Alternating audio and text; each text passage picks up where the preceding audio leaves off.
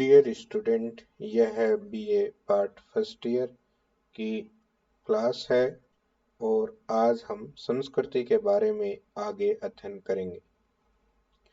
संस्कृति तथा जीव विज्ञान।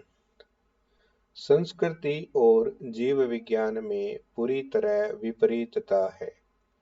संस्कृति की अपनी विशेषताएं हैं तथा जीव विज्ञान की अपनी। जब मानव समाज की तुलना पशु पक्षी तथा जानवरों के झुंडों से की जाती है, तब सांस्कृतिक विशेषताएं ही मनुष्य को जानवरों से अलग खड़ा करती है। फिर भी कुछ ऐसी आधारभूत जैविक विशेषताएं हैं जो मनुष्यों और जानवरों में एक जैसी पाई जाती है, जैसे भूख, प्यास, भय, मैथुन। मनुष्यों की तरह जानवर में भी व्यवहार करने के अपने तरीके होते हैं, परंतु दोनों की व्यवहार पद्धतियों में जबरदस्त अंतर होता है। जैसे भूख तथा मैथुन की इच्छा सभी जीवों में होती है, परंतु संस्कृति यह तय करती है कि मनुष्य इन दोनों इच्छाओं को अनुशासन में रखते हुए किस प्रकार पूरा करे। यही अनुशासन मनुष्य की संस्कृति है, जो उसे एक प्रकार की गरिमा एवं सौंदर्य प्रदान करती है।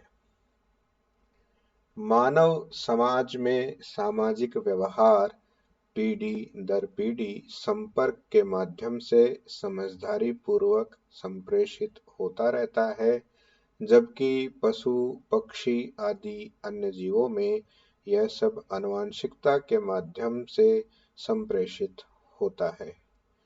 पशु पक्षी आदि जीव प्राकृतिक प्रवृत्तियों से जीवन जीते हैं। वे मनुष्य की तरह व्यवहार नहीं सीख सकते।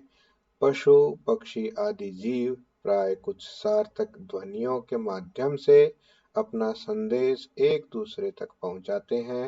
वे भाषा को जन्म नहीं दे सकते, जबकि मनुष्य समाज ने अनेक भाषाओं को जन्म दिया है।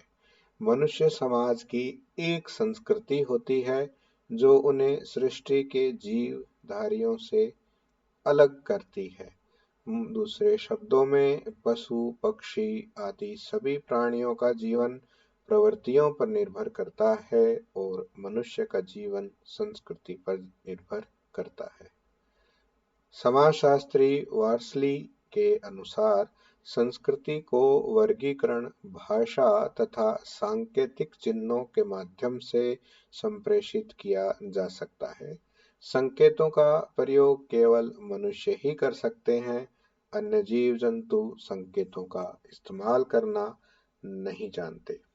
सांकेतिक भाषा संस्कृति को विशेष रूप से संपन्न एवं सक्षम बनाती है।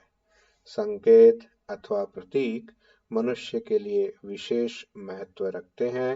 किसी वस्तु विशेष का मूल्य प्रतीक के कारण मनुष्य के लिए विशेष हो जाता है। जैसे राष्ट्रीय ध्वज यद्यपि कपड़े का बना होता है, लेकिन किसी देश के लोगों के लिए वह कपड़े का टुकड़ा मात्र नहीं होता, वह उनकी राष्ट्रीयता का प्रतीक होता है। इसी प्रकार ईसाइयों के लिए क्रॉस एक चिन्ह मात्र नहीं है, वह निर्वाण का प्रतीक है। देखिए, संस्कृति जो है वो मनुष्य को जानवरों से अलग करती है। जानवरों में मूल प्रवृत्तियां जन्म से होती है, जो उन्हें आनुवंशिकता के माध्यम से अपने पूर्वजों से प्राप्त होती है, जिन्हें वे अपने व्यवहार में प्रकट करते हैं।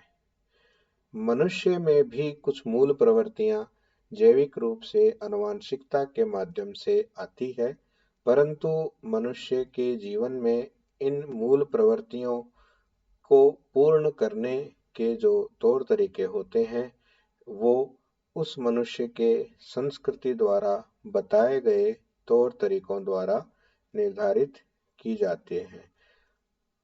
जीव जंतु भाषा का निर्माण नहीं कर सकते, यद्यपि वे साउंड या वॉइस क्रिएट कर सकते हैं, लेकिन वे चिन्हों, प्रतीकों, चित्रों, संकेतों का इस्तेमाल नहीं कर सकते। उनके मध्य संप्रेषण या आपसी कम्युनिकेशन बहुत ही सीमित तरह का हो सकता है। इसलिए ये कहना भी ठीक है कि संस्कृति मनुष्य को पशु जगत से पृथक करती है। आज के लिए इतना ही। धन्यवाद।